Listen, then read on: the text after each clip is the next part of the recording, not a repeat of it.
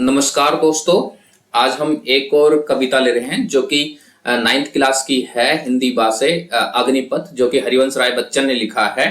और हरिवंश राय बच्चन ने इस कविता में अग्निपथ का मतलब एक संघर्षशील रास्ते से है।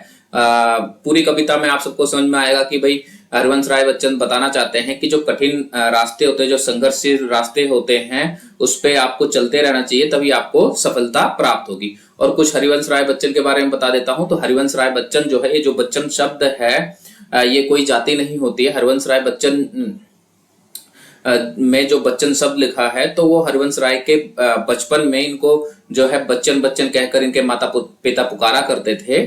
तो इसलिए बाद में इन्होंने जब अपनी लेखनी स्टार्ट की तो उसमें हरिवंश राय बच्चन जो है पूरा नाम लिखा।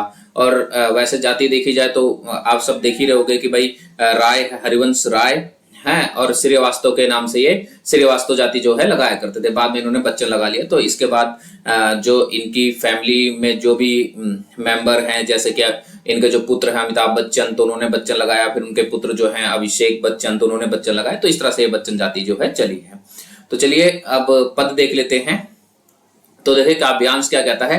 अग्निपथ अग्निपथ अग्निपथ, वृक्ष हो बड़े भले खड़े, हो घने हो बड़े, एक पत्र छा भी मांग मत, मांग मत मांग मत, अग्निपथ अग्निपथ अग्निपथ। तो मैं पहले बता रखा था कि अग्निपथ का मतलब क्या है। यहाँ पर अग्निपथ का मतलब है कि भाई कठिन रास्ता, संघर्षशील रास्ता, और हमेशा संघर्षशील रास्ते पे चलने के बाद ही आप सबको सफलता मिलती है। किसी को एकदम से सफलता नहीं मिल जाती है। तो कहते हैं वृक्ष वृक्ष हो भले खड़े, हो घने हो बड़े, एक पत्र छा भी मांग मत मांग मत। तो कहते हैं बेशक से उस रास्ते पे चलते हुए आपके सामने वृक्ष खड़े हो, बहुत ज्यादा घने हो, पर उनसे एक पत्ते की छा भी मत मांगो। मतलब कि यहाँ पर वृक्ष मतलब है कि आप जो अपने संघर्षशील रास्ते पे चल रहे हैं, अपनी सफलता की तरफ आप बढ़ रहे हैं, तो यहाँ पर किसी और से अपेक्षा ना करें कि वो आपकी सहायता करे। तो यहाँ पर वृक्ष मतलब वृक्ष हो भले खड़े, हो घने हो बड़े, एक पत्र छा भी मांग मत मतलब यहाँ पर है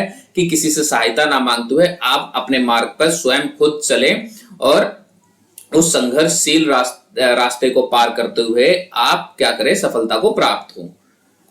अगला पद देखते हैं। तू ना थके कभी, तू ना थमे कभी, तू ना मुड़ेगा कभी, कर शपथ कब शपथ।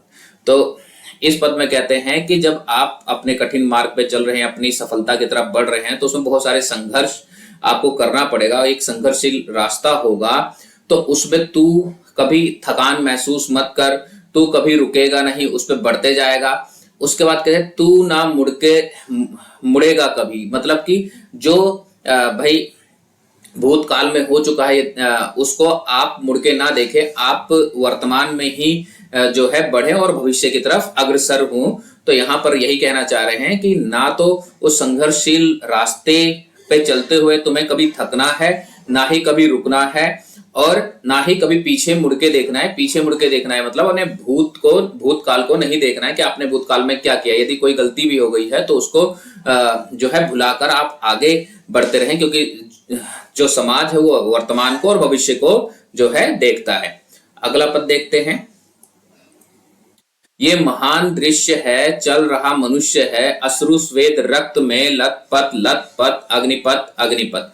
तो कहते हैं ये एक महान दृश्य होगा कि उस संघर्षशील रास्ते पे चलते हुए मनुष्य अश्रु स्वेद रक्त में लथपथ हो, मतलब खून पसीना बह रहा हो।